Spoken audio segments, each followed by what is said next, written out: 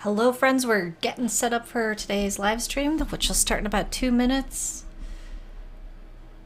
Feeling pretty pumped. My computer did a few updates, so hopefully we don't run into any tech issues today.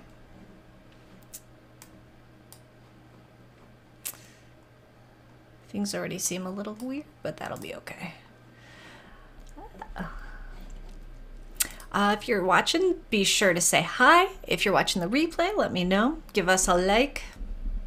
I say us, it's me, but likes are helpful in helping other people find this awesome content.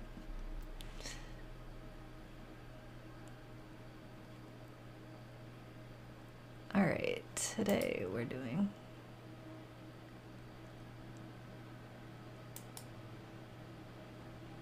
something's not right here. What's not right? Go live. That's what has to happen. We have to hit go live. Hello, Mom. Hello, husband. They have said hi on YouTube comments. We're going live on Facebook now. Maybe. I think. There it is. Hopefully that works today. You never know with those Facebook comments if they're going to come through or not. Here we go. And that should do it. All right, we got the welcome home. Ooh. There it is. Okay, I think we're ready to rock and roll. It's 6 o'clock. Let's party. Oh, that was a lead up to a not ready with the buttons moment there. Let's try again. All right, let's start this party.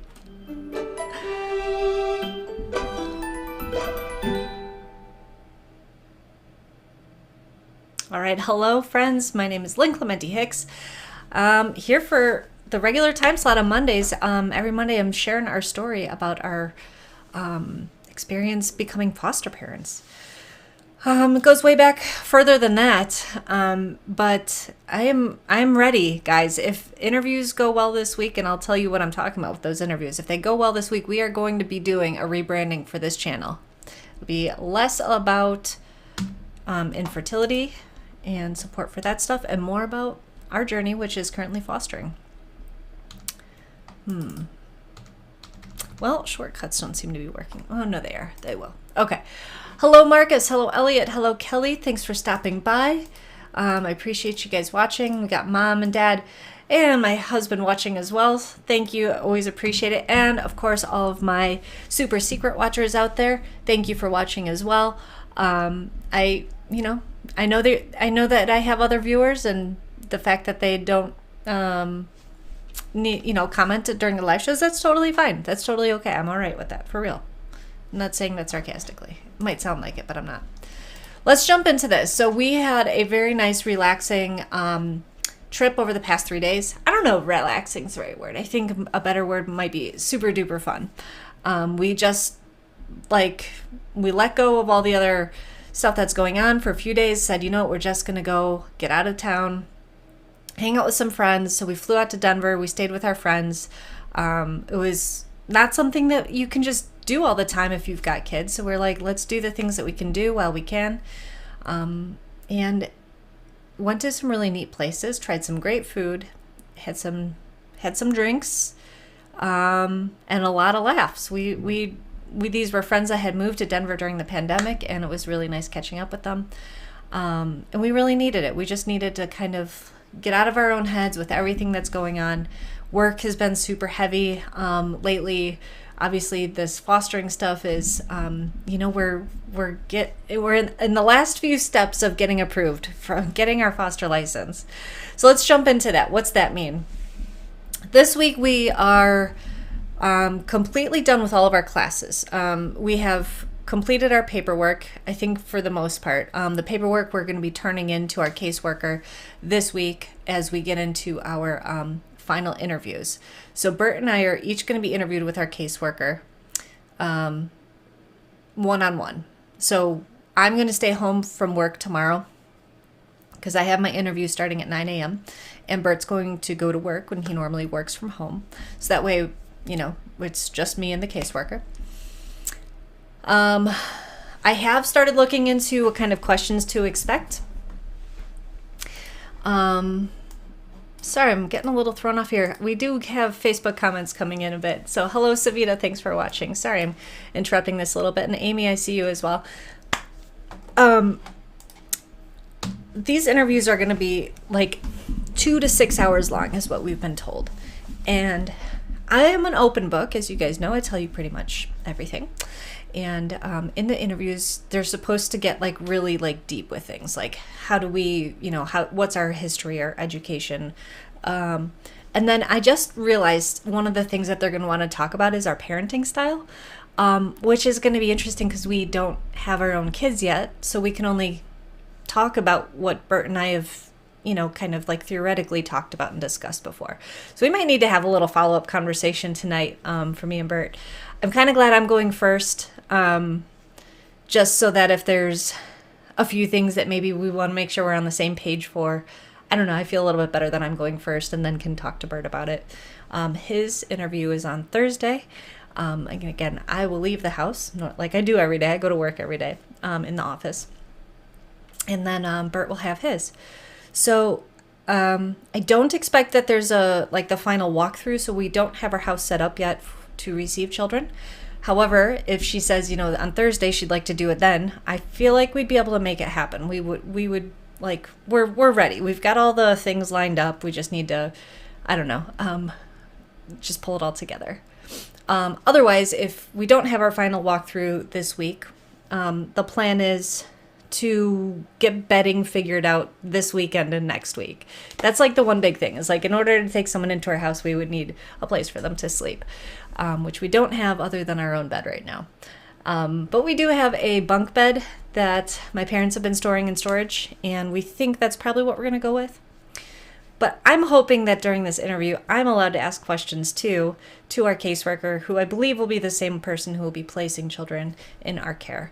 And then in that case, it would be nice to know from her directly what kind of bedding is she looking for, recommend for the ages that we're talking about fostering. So that's where we're at, guys. It's a pretty exciting week. Work was a bit stressful last week. I'm not going to get into the details of that, but I will say resetting and getting away from it, stepping back from it, using my support group network has been extremely helpful. And I would like to just throw out a reminder to everybody to surround yourself with people that are really supportive of you. If someone is in your life and you're turning to them for support and they are negative or telling you can't do something or not listening to you, those probably aren't the right people to be supporting you. People that are supporting you are there for you, not for their own purposes, right? So I'm very thankful that I've built up the support system that I have. So I'm curious if you guys have any questions for me, or if there's things that you think I should think about for the interview. What questions do you have for me, or think they might ask me, or do you want to test me? Like, what if you have an idea of what they might ask me, and then I can try practicing here. Let's make that today's theme. So this is practice interview day. And if you don't have one, that's okay. What I have open actually, I'm looking off screen here because I actually opened a tab of questions to expect. At least I did have it open. I don't know where it went now. There it is. Okay.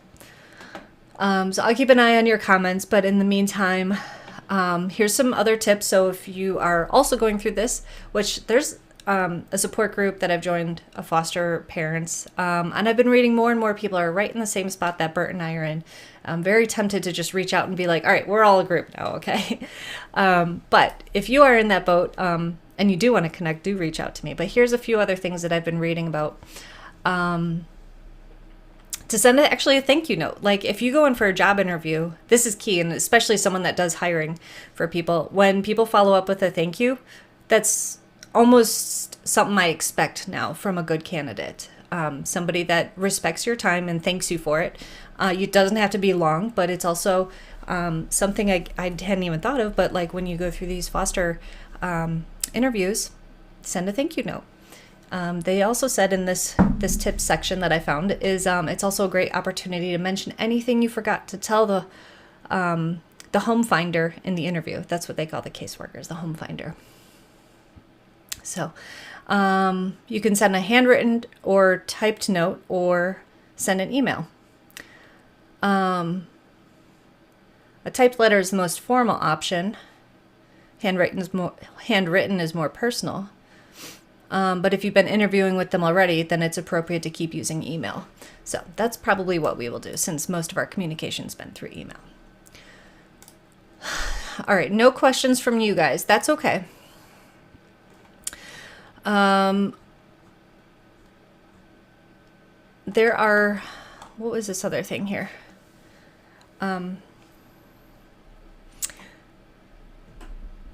So the interviewer, I'm just reading more about what to expect here, and tips for the interviewers. To help the home finding agency choose the right foster family for a child, the interviewer should prepare questions that are tailored to the interviewee. In the interview, listen carefully to the interviewer's answers and ask follow-up questions to delve further into the subjects you discuss. This is very interesting too. Let me know. I just want to know, of everyone that's watching, have you ever had to interview someone before, either for a job or maybe something you're hiring them for, just as a specific role or project or something like that? Let me know. Bert has posed a question. It'll come up here so I can put it up on the screen. But I'd like to know, while I'm working on this next question, if you have interviewed anybody, and just kind of your experience of that, if you, like, how much preparation you did for it. Let's talk about interviews a little bit today. So Bert is posing a question. Would you take triplets into foster?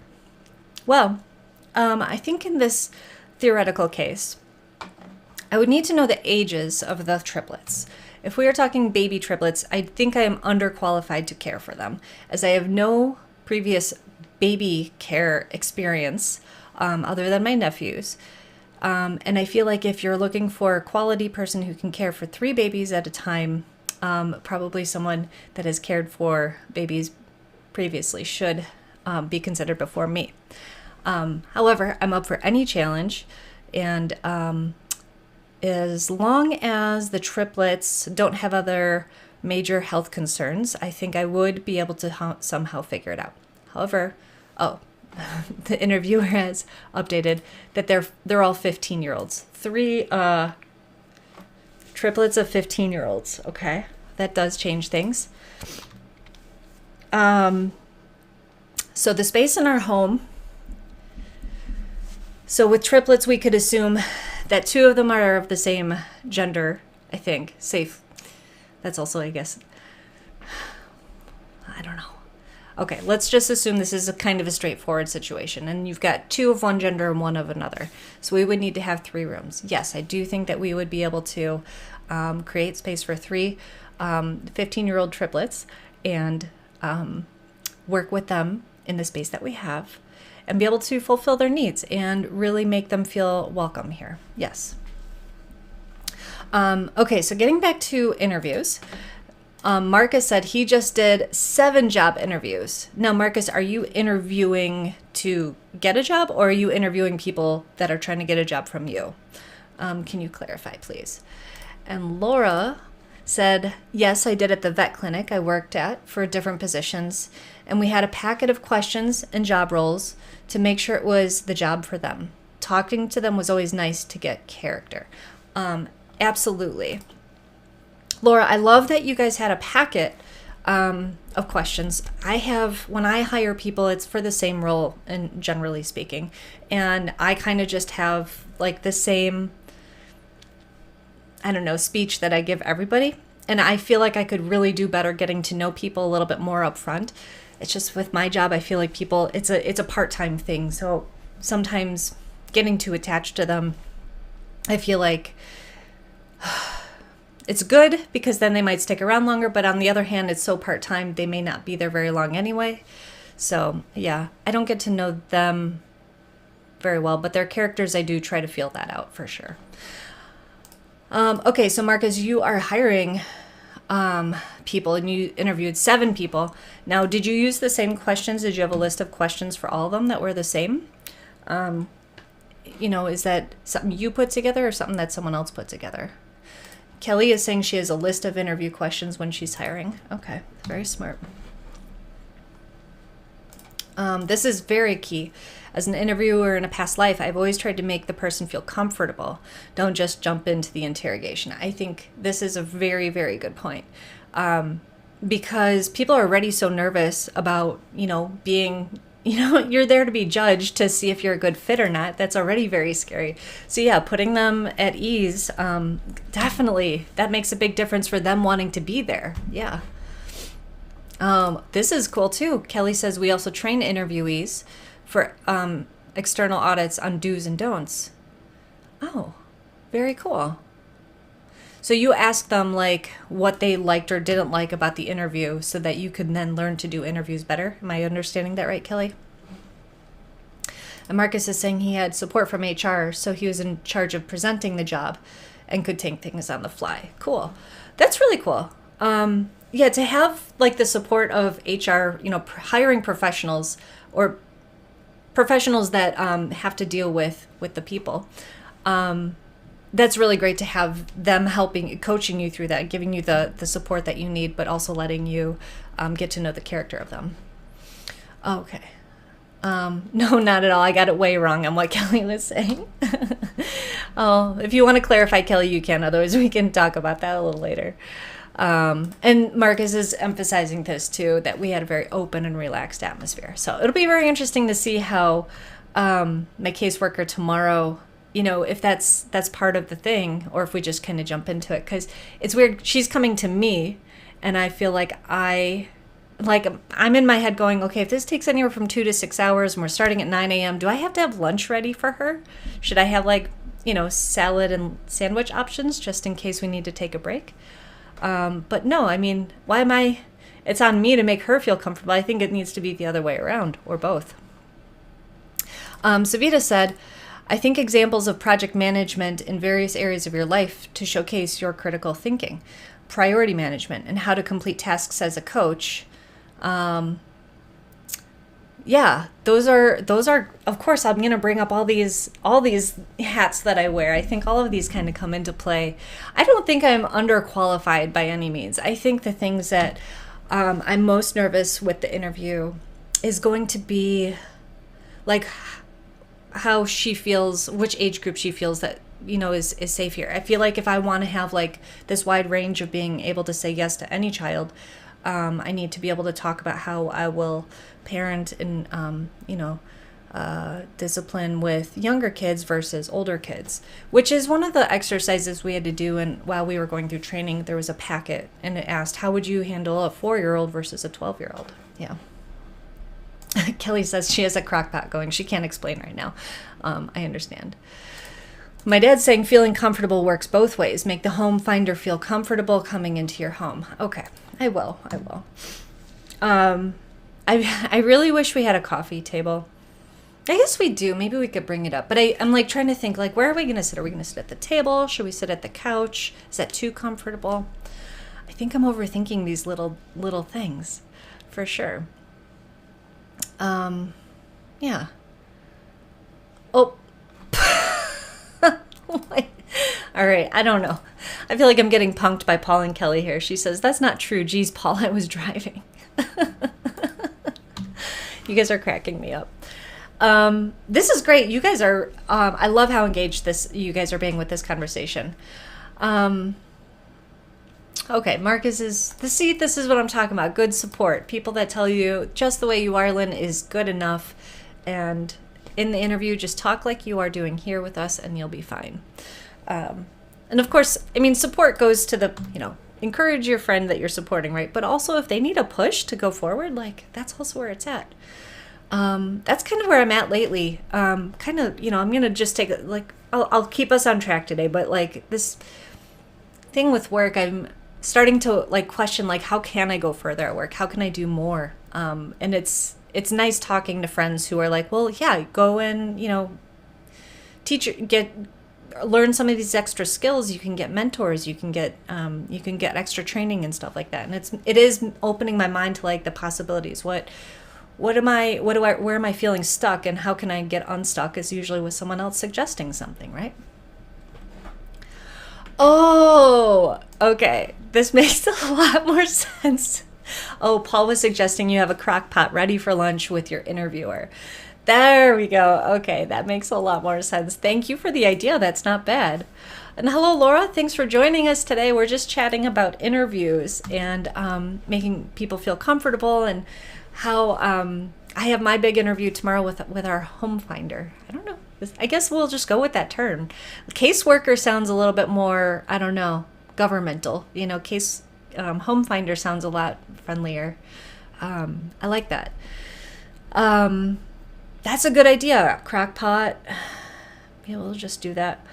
I was thinking of having like those like salad kits, from the grocery, kind of just ready, and be like, so do you want salad or do you want some sandwich? And maybe I don't know. I was thinking maybe I could have sandwiches ready, but sandwiches are definitely better fresh. Maybe she wants me to, maybe cooking is like, she wants to see, like, what am I going to be able to whip up for a kid? I don't know. Oh man. You guys got to help me get back here. I'm getting in my head with all this stuff. Oh. Okay, and then Kelly is explaining here, to elaborate from the previous comment, we give do's and don'ts to the interviewees who participate in external audits, so not hiring interviews. Okay, I got you. Okay. Maybe I need a list of do's and don'ts. Like, Lynn, don't make this face. I'm just kidding. Maybe have cookies. Ooh, that's a good idea. Bert actually has some cookies he just made on, I think, Thursday last week. We have those. I'll put those out. Okay, good tips here. Pay attention to the interviewer. Read facial expression. Do they like your answer? Are you rambling? Do they want more detail? Absolutely. It's definitely different than this situation where I can't see your facial expression, so I just assume you're super interested in everything I'm saying. I know it's not true, but Amy's saying pizza, mac and cheese, or Sammy's chicken nuggets. Yep, these are all things I can have ready if I go to the grocery store tonight and go get them. And hello, Kim. Kim's joining us. Just got walking in from walking her dog, and her ears are cold. So while you guys had the warm weather here on Saturday, I was in Denver, and the warm weather went from us in Denver on Friday to you here in Chicago on Saturday, and we got cold air on Saturday and Sunday in Denver, which is, I think, now coming to Chicago. So, that's been great timing. Kelly is saying one example of a don't is not providing too much information that wasn't asked in the original interview question. I think that I am aware of this is one of the things that I can tend to do. So I've gotten better at this over the years, but I think that this is something I'm going to have to just keep in my mind, that's not what they asked for, Lynn. Just answer the question. If they want more, you'll get more. Yeah. Oh, Kelly, I would love it if you'd send it to me. That would be amazing. Thank you. Okay. Uh-oh, what did I say wrong? Did I say something? I probably said so. Oh, for the kids, not the home finder. Amy's saying, wait, I shouldn't offer her chicken nuggets tomorrow? Why? Isn't that normal? Oh, that's funny. Yep. Okay, so you guys, this is great. Okay, so I'm going to have good eye contact and pay attention to how they're receiving my answers. I'm going to have questions prepared on paper. I'm going to, be organized, get the real questions that I want answered. I also have our packets that I meant to scan today. I'm going to have to figure that out. Not right now in this moment, Lynn. But I meant to scan the packets that we filled out during our training we're supposed to turn in. And I don't have, and this is like 70 pages. All right, maybe not 70, but maybe actually 70. that we've all, like me and Bert hand wrote our answers, and we need to turn them into our caseworker, our home finder. I'm looking to my right because my scanner is over here, and I'm just like, I wonder if that actually does multiple pages, but I don't think it does. I'll have to play with it later. But I know I have a real nice one at work that does multiple pages super duper fast. And I looked at it this morning and then was like, nope, I'll get to it later, and I didn't. We'll be fine. We'll be fine. Let's talk about, so you guys have helped with your interviews. And interviews now, like, I think the older that we get, maybe the easier they get also, because we've experienced them a few times. We're a little bit more comfortable. But being too comfortable is not good either. I think I'll be okay. I'll be okay. I know, Kim, I can scan with my phone, but 70 pages for each of us, yeah, that's going to just take a very long time. I know I can. It's a possibility. I just was hoping it would be like a very quick, like, a few minutes and it's done. I feel like I had another story experience to share with you that was relatable. Kelly just found the setting on one of the scanners that consolidates multiple pages into PDF. I was so excited. Oh yeah, when you learn how to use like some of those nicer end programs for scanning, they can do amazing things. Like if you've got things that are double-sided, but not all of them are double-sided, you can skip blank pages. Oh yeah, that's a good feature right there. Yeah, scanning. I'll put that on my resume too. I don't think, so many of the things I've been worrying about, like leading up to this interview, were things like, what do Bert and I currently do for fun? And I'm like, I don't know. Do I tell them that I enjoy having, some drinks with my friends, or that we kind of just, hang out on the couch at night? And I'm like, how honest are we supposed to be? And I know that we're supposed to be honest because, honesty is important. But I think it kind of going back to what my dad said is like, just answer the question and you don't have to give more information than they're looking for. I think Kelly said that actually. So there we go. I got it.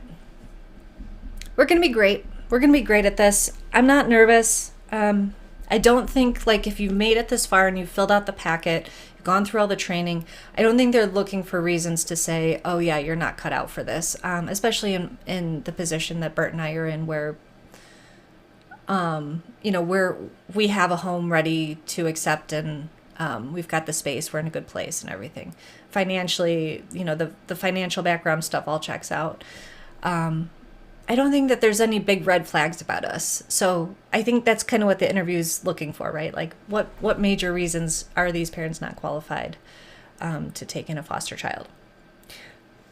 I know that she's going to ask things like, what traumas have we experienced?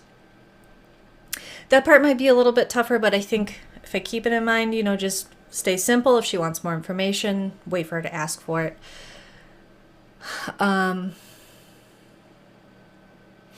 This is a good tip too. Don't be afraid to pause for a few seconds before answering a tough question. Better than starting off with the first thing that pops into your head. I agree with this. I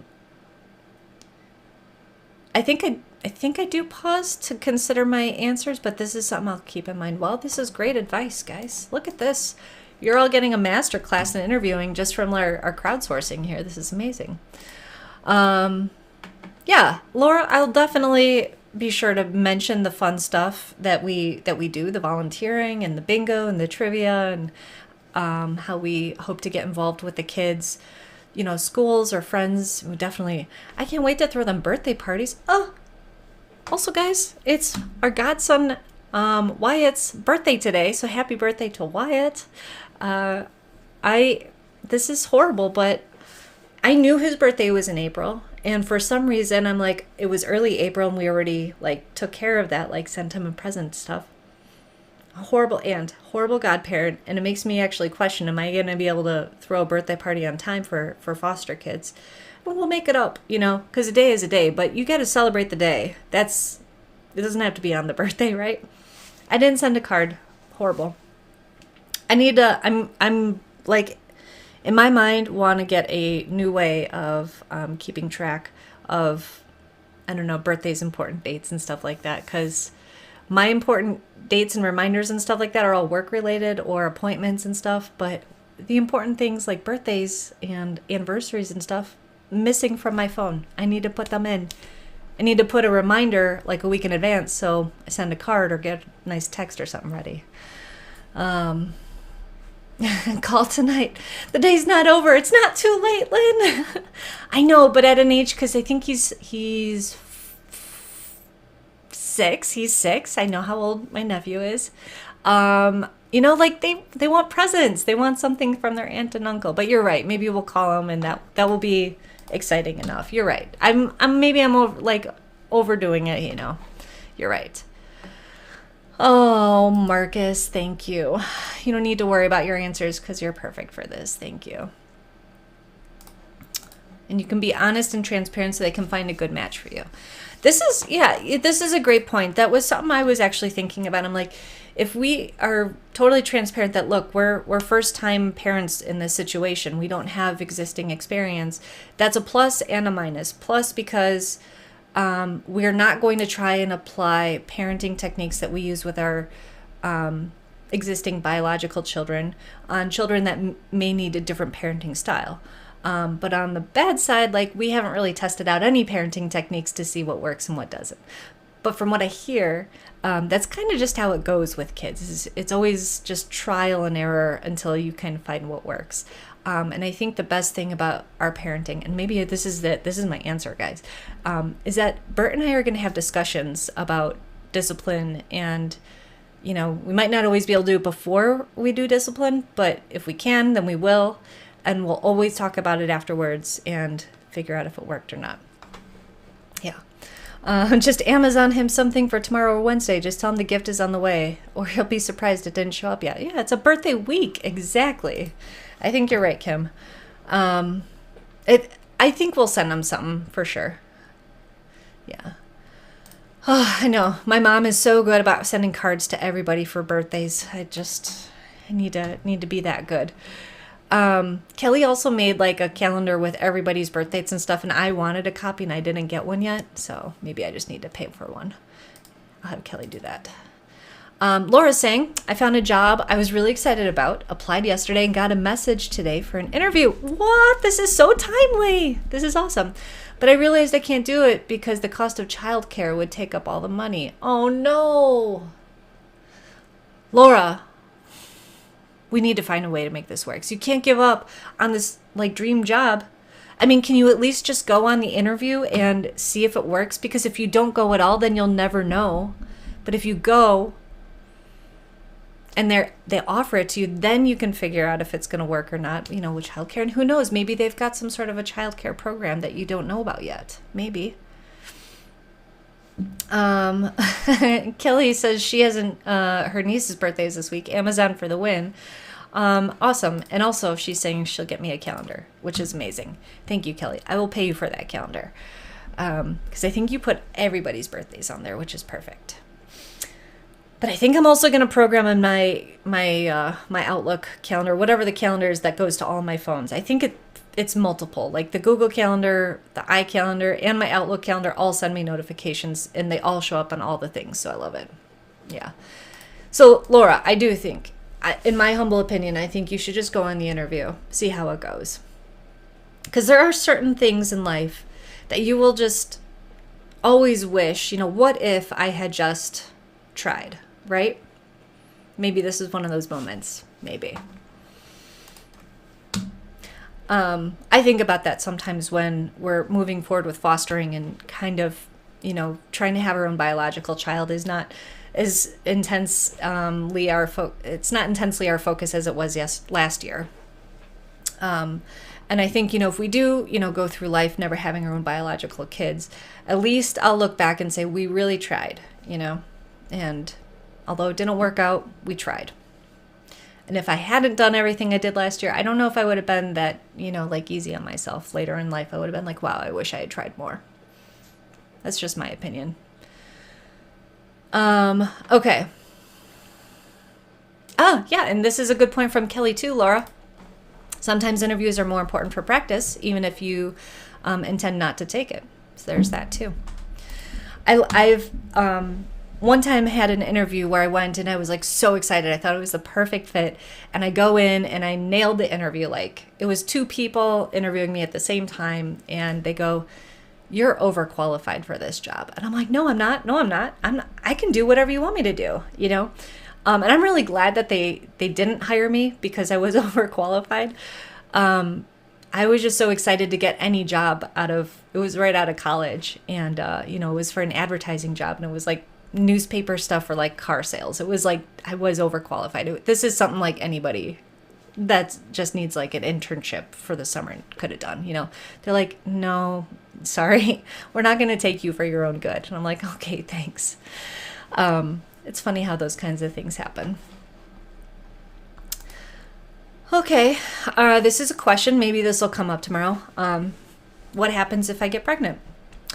Well, there are a lot of stories I've seen online in these support groups of parents who are fostering but also have their own families. I think it's hard to answer that question. We still want to move forward with fostering.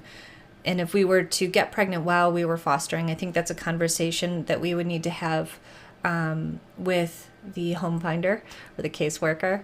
Kind of analyze where we are with the foster child, be open with the bio parents, depending on our relationship with them, and figure out where it fits with the plans. Because there's 2 plans that are always happening. One is the reunification with the biological parent, and then the other plan that they have in case that first one doesn't work out. So maybe we would need, if we were part of that kind of backup plan, we might just need to be open and honest about what that would look like with a newborn baby too. So whether or not we'd continue fostering after having a baby if we didn't have a foster child already in our house, I don't know. Hard to say. Probably not. I mean, we'd probably focus on that baby. And then depending on how our experience with fostering had gone up to that point, maybe continue doing it, maybe not. So, I don't know. Tough to say, right? But I think we've got a pretty big heart, and I think that we could fit foster kid and biological kid in. We also have to weigh in how we think the foster child might react to a biological children. That could kind of it could complicate things a bit. If they felt like they were not as great, that would really be on us to make sure that they felt like they were just as important and loved. So yeah, I don't know. It could be exciting for a kid, to be like, "Oh, I've got a sibling on the way." Or it could be like me, and I'd be like, "Where'd these little shits come from? Who needed them? Wasn't I good enough? Just the me?" And then, and then I grow up to love my siblings so very much. So yeah, that's birth order stuff there, psychology stuff. Oh, all right, guys. So I did start reading the book. Oh no, I forgot the name of the book. What did I tell you last week I was going to read? The Body Keeps the Score. There it is. Guys, I started reading it. I'm only on page 35, but I love it. It is already so good. It's well written. It's got great stories. I can't wait to keep on reading and learning from it. It's really, really good. So if you're looking for a good kind of like psychology book about trauma, this is my number one recommendation. The Body Keeps the Score. Yeah.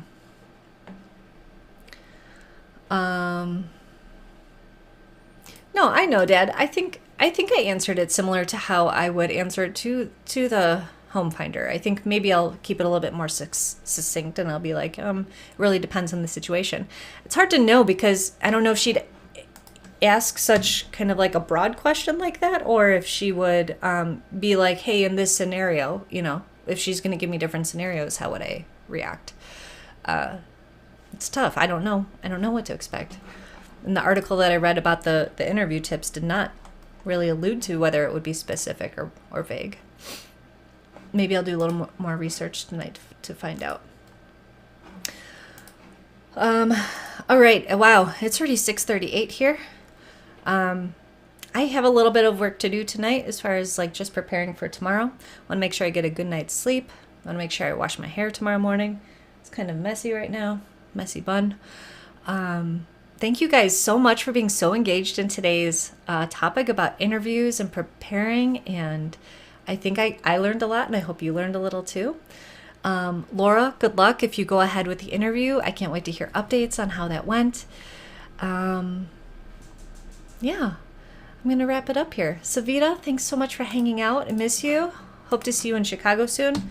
Oh, I'm going to throw this out there too to anyone who's watching and in Chicago next weekend on May 7th. It's on Saturday. We're going to put together a pickup kickball game at the park by my house.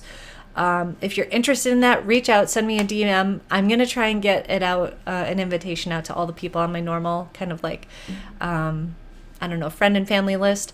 But if that's something that you've never done with me before, you weren't part of last year, send me a note and be like, Lynn, I'm in for kickball, and I will send you the details for that. I don't know exactly what time, but it'll probably be kind of late, probably, noon, early afternoon type of thing. And then we'll come back here to our place and have some grilling goodies. So if you'd like to be part of that and you're in the Chicago area, feel free to reach out. Thank you guys so much for being so special, so supportive. I can't wait to let you know how everything goes. My interview is tomorrow. Bert's is on Thursday. We'll give you the full update next Monday at 6 p.m. Central Standard Time, and I'll see you guys then. Thanks so much for hanging out. Bye.